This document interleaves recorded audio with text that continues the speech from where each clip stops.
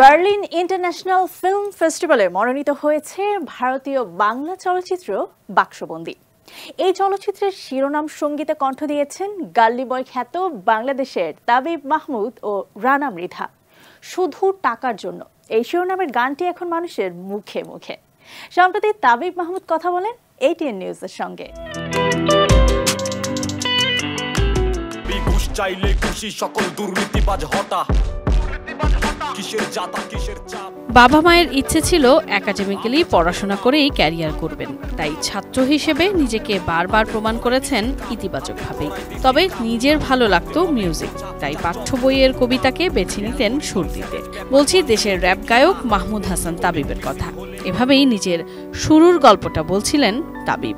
বাংলাদেশের অনেক র্যাপ গান শুনতাম, ইন্টারন্যাশনাল র্যাপ গান শুনতাম, শুনতে জিনিসটা বলতে একটা ভালো লাগা কাজ ছিল। তো আমার কাছে ছোটবেলা যেটা মনে হতো যে র্যাপ গান হচ্ছে একটা কবিতা, তো কবিতাকে র্যাপ করা যায়।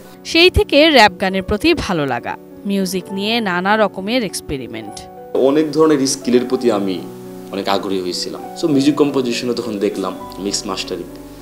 তারপর খুব হঠাৎ করেই কিছু গান আমি তৈরি করি, যে গানের মধ্যে জনপ্রিয় হয়ে যায়।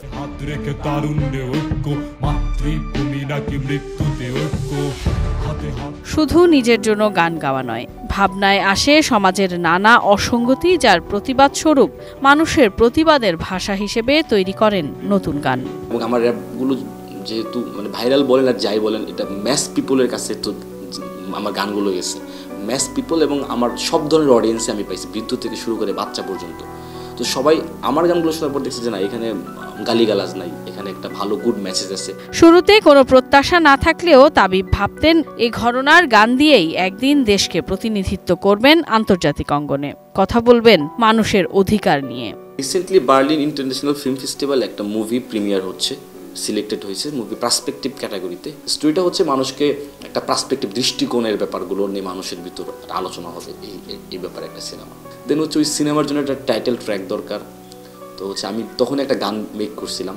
এমন ইচ্ছে পূরণে প্রথমবারের মতো বাংলাদেশি সঙ্গীত শিল্পী হয়ে বার্লিন চলচ্চিত্র উৎসবে একটি সিনেমার টাইটেল ট্র্যাক হিসেবে নির্বাচিত তাবিবের গান। ভালো লাগাটা তাই আকাশ সমান। আমার আত্মবিশ্বাস একটু বৃদ্ধি হলো। আমার যেটা মনে হচ্ছে যে না, আমি যেটা শখ করেই যেটা করতেছি, বাট এটার ইম্প্যাক্ট হচ্ছে বলেই একটা সিলেক্টেড বা একটা রিকগনিশন আসলো, অনেক বড় বিগ রিকগনিশন। কারণ জার্মান ইন্টারন্যাশনাল ফিল্ম ফেস্টিভ্যাল এটা সিনেমা প্রেমী বা ফিল্ম ইন্ডাস্ট্রির যে কারোর জন্য একটা স্বপ্নের জায়গার মতো।